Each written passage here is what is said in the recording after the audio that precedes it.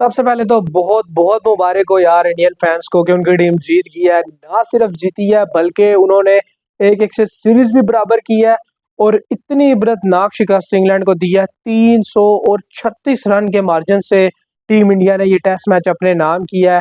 ये दूसरा मैच था, एडग्बेस्टन में लगा हुआ था और इंग्लैंड की टीम को 1-0 से बढ़तरी हासिल थी इस सीरीज में।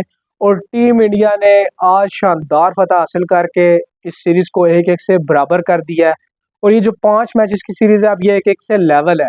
अब जो है तीसरा मुकाबला वो जुमेरात से शुरू होगा और अब वो जो तीसरा टेस्ट मैच होगा ना, वो बड़ा इंटरेस्टिंग होगा क्योंकि अब जो है ना लीड का मुकाबला होगा कि सीरीज के अंदर लीड कौन लेगा।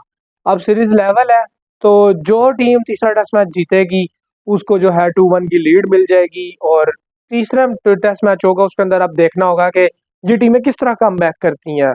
खास तौर पे टीम इंग्लैंड की, टीम इंडिया के लिए भी है कि वो क्या चेंजिंग्स करेंगे तीसरे टेस्ट मैच के लिए। ज़ाहिर है बुमराह को वापस लाएंगे, उसके अलावा वो क्या चेंजिंग्स करते हैं, सिराज को शायद रेस्ट करवाएंगे या उन्हें खिलाएंगे, किसको बाहर करते हैं, ये तो तीसरे टेस्ट मैच से पहले ही पता चलेगा। जो इस टेस्ट मैच में हुआ है ना, वो देखा नहीं जा रहा टीम इंग्लैंड और उनके फैंस के लिए। मुझे जो ये इंग्लैंड की जो भी ये हार हुई है ना, इसकी सबसे बड़ी वजह पता है क्या लगती है?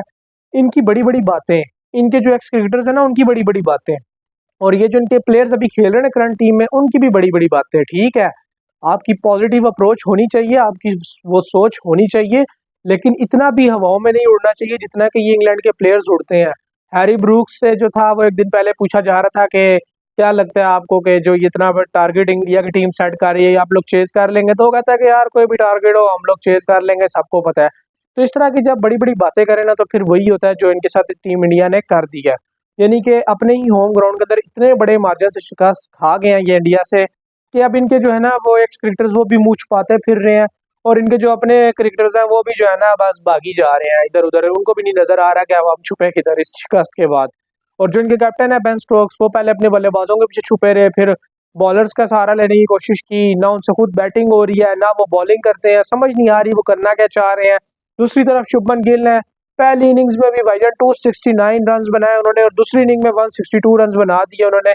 तो यार एक तरफ जो है वो कैप्टन सामने आके लीड फ्रॉम द फ्रंट कर रहा है, फाइट कर रहा है अपनी टीम के लिए, उनको जितवा रहा है, रन बना रहा है, और दूसरी तरफ जो है वो सिर्फ खड़ा हुआ है, बाजू हिला रहा है, ये कर दो वो कर दो। ना वो कोई सही बॉलर्स खिला पा रहा है ना वो कोई सही बल्लेबाज खिला पा रहा है। चलो बल्लेबाजों को छोड़ दो, टीम इंग्लैंड की बल्लेबाजी तो ठीक ही है, बल्लेबाजी में तो उनको कोई फॉल्ट नहीं है। हाँ, फॉल्ट यही है कि उनके बल्लेबाज खेल नहीं सके।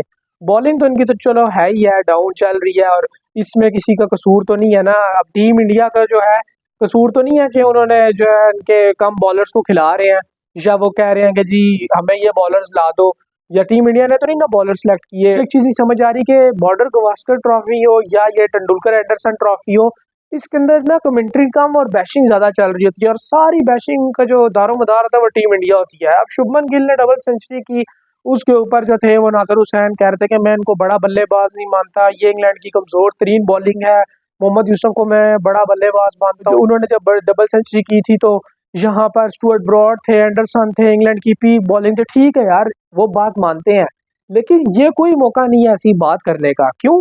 क्योंकि अभी आप प्रेजेंट के हालात देखो, शुभमन गिल ने तो नहीं ना प्लेइंग 11 बनाई टीम इंग्लैंड की कि भाई ये बॉलर ले आओ, आप लोग खिलाओ, आप मार्कवुड को लाओ, आप ओली रॉबिन्सन को लाओ, आप जोफ्रा आर्चर को लाओ। उसने तो नहीं ना मना किया आपको कि यार आप ना खिलाओ, या उसने तो नहीं टीम बना के दी, या उसका तो कसूर नहीं है। जो टीम आपने खिला दी उन्होंने उसी के साथ खेलना है। तो ये आपकी बेस्ट टीम है, इसको एक्सेप्ट करें। नासिर हुसैन और उनके जो कंपनी है ना बैठ के जो सिर्फ बैशिंग करते हैं, कमेंट्री काम करते हैं, उनका काम बनता है कि भाई अब इस चीज को जो है एक्सेप्ट करो कि ये आपकी बेस्ट टीम है।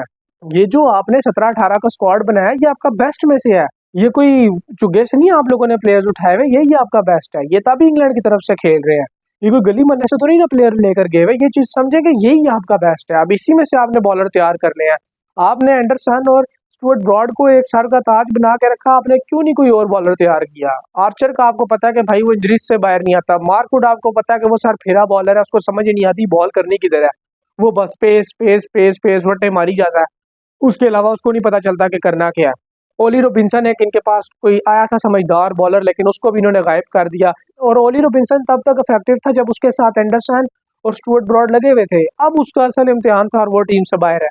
तो ये चीज नहीं ना समझ आ रही कि भाई आप लोग एक तो खुद गलतियां करो, खुद एक टीम अच्छी सिलेक्ट ना करो, खुद आपके पास बॉलर नहीं है, उनकी कमी होगी है, तो इसमें आप टीम इंडिया के प्लेयर्स की जो परफॉर्मेंस है उनको तो ना दबाओ अपनी नाकामियों के पीछे, ये चीज़ गलत है। तो अभी जो है ना इंग्लैंड और उनके जो जितने ये प्लेयर्स हैं ना उनसे अभी तक ये हार जो है ना हजम नहीं हो रही एडगेबिस्टन वाली। और उससे बड़ी चीज़ और उससे ज़्यादा तकलीफ दे क्या है कि जी इंडिया जीत गया।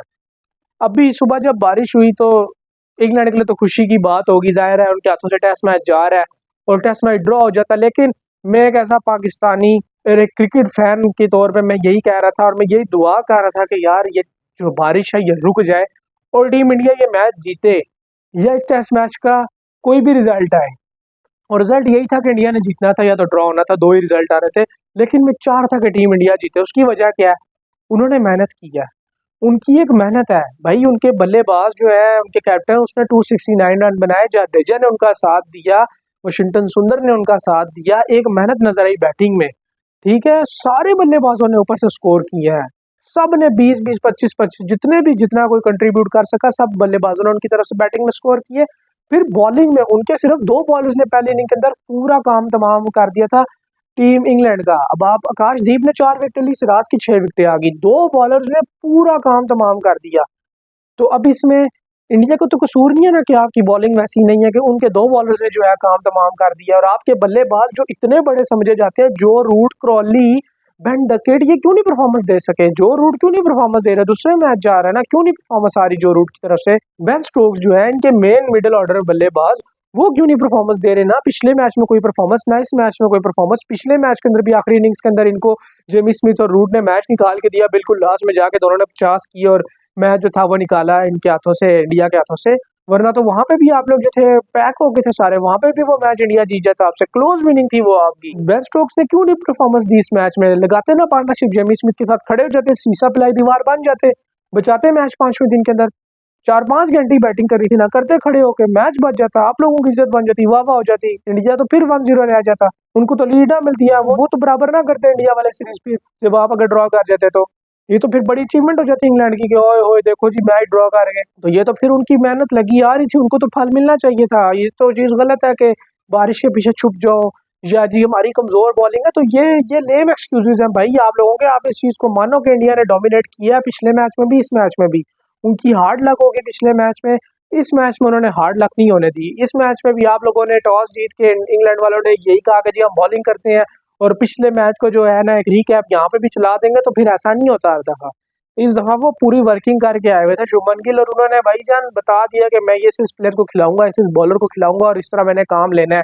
इस दफा एक बॉलर को सपोर्ट मिल गई, सिराज को, आकाशदीप की तरफ से। तो देखें मैच वहां से बन गया, बेस वहां से सेट होगी। बुमराह को बस पिछली दफा ऐसी सपोर्ट नहीं मिल सकी थी सिराज की तरफ से। सिराज पिछले मैच में भी अगर सपोर्ट कर जाते बुमराह को पहली इनिंग्स के अंदर, तो मैच का सिनेरियो बड़ा डिफरेंट हो जाता, वो मैच भी शायद क्या पता ये जीत जाते टीम इंडिया वाले।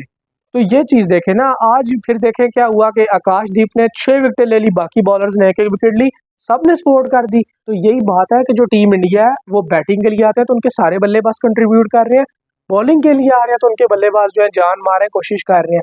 अब आपके जो हैं इंग्लैंड वालों के बल्लेबाज अगर हाथ पैर छोड़ के बैठ जाएं या वो स्कोर ना करें, फाइट ना करें, तो इसमें इंग्लैंड का कसूर तो नहीं है। अब इंडिया की भी वैसी टॉप नॉच बॉलिंग तो नहीं है। अब आकाशदीप से किसी भी ने भी नहीं एक्सपेक्ट किया था, उनका तो नाम भी इवन के नहीं था, और मैंने भी उनको नहीं इतना डिस्कस किया आकाशदीप को कि यार वो इतना ज्यादा इफेक्टिव हो सकता है। सब बुमराह सिराज, बुमराह सिराज, बुमराह सिराज कर रहे थे, लेकिन मैच किसने बना के दिया? आकाशदीप ने। 10 विकेटें उसकी एक मैच के अंदर आ गई। तो आप खुद अंदाजा लगाइए ना कि उस बंदे ने ये आपको फिर जो है ना किनारे लगा दी। तो अभी सोचे आकाशदीप के साथ इस मैच के अंदर बुमराह खेल रहा होता तो आप पहली इनिंग में भी 400 नहीं कर रहे थे, और ये मैच क्या पता आपको एक इनिंग से पड़ जाता। तो इंग्लैंड अगर अपनी गलतियों का जो है ना खमियाजा डाल रही है टीम इंडिया के ऊपर, तो ये चीज गलत है।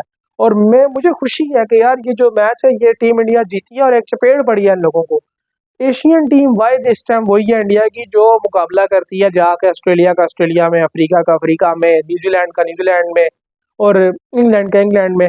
तो इस चीज से जो है ना बड़ी तप चढ़ती है इनको, ये गोरे बड़े तपते हैं कि इनके होम ग्राउंड के अंदर कोई एशियन टीम आके डोमिनेट करे, और वो टीम इंडिया है वो डोमिनेट करती है। इसीलिए मैं क्यों इंडिया के मैचेस को फॉलो करता हूँ यार, पता चलता है यार कोई टीम खेल रही है, अगले डर रहे हैं यार। कमेंट्री तो होती ही नहीं है ना इनके मैचेस के अंदर, कमेंट्री तो होती नहीं है, वो टोटली बैशिंग चल रही होती है। और वो टीम इंडिया को बैश कर रहे थे और टीम इंडिया उनकी टीम को ग्राउंड के अंदर जो है बैश कर रही होती है सही तरीके से, और उनको गुस्सा चढ़ा होता है। हार जीत खेल का हिस्सा है, वो हो जाती है। कुछ गलतियां इंडिया की तरफ से हुई, कुछ उनकी तरफ से हुई, कैचेस दोनों ने छोड़े, उसका खमियाजा भुगत लिया इंग्लैंड वालों ने। और फिर देखिए बॉलर्स ने तो कोशिश की, इंग्लैंड वाले खुद भी तो कैचेस छोड़ रहे हैं ना, फील्डिंग भी नहीं इनसे हो रही, बॉलिंग इनकी वैसी ही बेकार है, बैटिंग भी इनकी जो है वो हाथ पैर छोड़ रही है, तो फिर कैसे जीतेंगे? जब आप लोगों की अपनी गलतियां, तो इसमें आप दूसरों की कामयाबियों को जो है ना वो ज़ायब ना लगाएं। इन लोगों के लिए, इंग्लैंड वालों के लिए अब यही है कि भाई ग्राउंड से बाहर जो है ना बातें करना कम कर दो, या बल्कि छोड़ दो, ग्राउंड के अंदर जो है ना काम करके दिखाओ। इनके प्लेयर्स तो तब बेहतर है, ग्राउंड के बाहर बैठ के बड़ी बड़ी बातें कर रहे हैं, लेकिन अंदर जो जाते हैं ना तो फिर ये बिल्कुल ही बैठ जाते हैं, इनके साथ हो क्या रहा है इनको समझ नहीं आती इनके साथ क्या हो रहा है। तो ये जो मैच है भाई, इसमें आपको हीरो मिलेंगे शुभमन गिल, जडेजा, आकाशदीप और जो है ना मोहम्मद सिराज, ये आपको जो है ना मेन हीरोज मिलेंगे। ये चार बंदे, इन्होंने इंग्लैंड का दूसरे मैच में काम उतारा, भरपूर तरीके से काम उतारा और काबू करके रखा है इंग्लैंड को, बिल्कुल भी नहीं हिलने दिया ना। पहले इनिंग्स के अंदर थोड़े बहुत फड़फड़ाए जरूर हैरी ब्रूक्स भी और जेमी स्मिथ भी, लेकिन इतना ज्यादा नहीं। और दूसरी तरफ जेमी स्मिथ, उन्होंने पहली इनिंग्स में भी खेला, दूसरी इनिंग्स में भी खेला, उसकी तारीफ करेंगे। उस बंदे ने जब पाकिस्तान के अगेंस्ट 90 रन की इनिंग्स खेली थी, उस टाइम ही बता दिया था कि भाई ये जो है एक अच्छा प्लेयर बनेगा और तगड़ा प्लेयर बनेगा। और इंग्लैंड की जो है ना, आप एक रिकॉर्ड उठा कर देखें, इनको जो विकेट कीपर बैटर्स मिल रहे हैं बड़े जबरदस्त मिल रहे हैं। जॉनी ब्रिस्टो इनको बड़े अच्छे मिले, उसके बाद इनको जो है ये आपके जॉस बटलर बड़े अच्छे मिले, फिर अभी ये जेमी स्मिथ इनको बड़े अच्छे मिल गए। तो इनके पास जो है ना लॉर्ड जो विकेट कीपर बैटर्स की आ रही है वो बड़ी जबरदस्त आ रही है। तो इंग्लैंड इस वाले से बड़ा लकी है कि उनको जॉब मिल गया ना, बड़ा अच्छा विकेट कीपर बैटर मिल गया और ये उनका बड़ा सुकून का काम कर रहा है मिडिल ऑर्डर के अंदर। तो यही है इंग्लैंड के लिए कि भाई अपनी गलतियों से सीखो, अपनी बॉलिंग को बेहतर करो, अच्छे बॉलर खिलाओ। इंडिया ने तो नहीं आपको रोका, तो ये रोना धोना छोड़ो और अगले मैच के अंदर कमबैक की तैयारी करो। अगले मैच में बुमराह भी आ जाएगा और आकाशदीप भी होगा, तो इनकी बॉलिंग जो है वो और ज्यादा लीथल हो जाएगी। अब ये नहीं पता कि सिराज को बाहर करेंगे या किसको बाहर करेंगे, तो अगर सिराज भी हुए तो उनकी बॉलिंग और ज्यादा लीथल हो जाएगी, तो फिर इंग्लैंड के लिए मजीद मसला है। और अगर इसी बैटिंग के साथ खेलना है इंग्लैंड ने, और इसी फील्डिंग और इसी बॉलिंग के साथ खेलना है, तो फिर आप लोग ये अंदाजा लगा लेंगे इनके साथ क्या होना है आगे, और इंडिया ने इनको फिर कितना धोना है। बहरहाल आप लोगों की जो भी राय है इस मैच के बारे में वो कमेंट सेक्शन में जरूर बताइएगा। मिलते हैं आप लोगों से नेक्स्ट वीडियो में, तब तक के लिए अल्लाह हाफिज।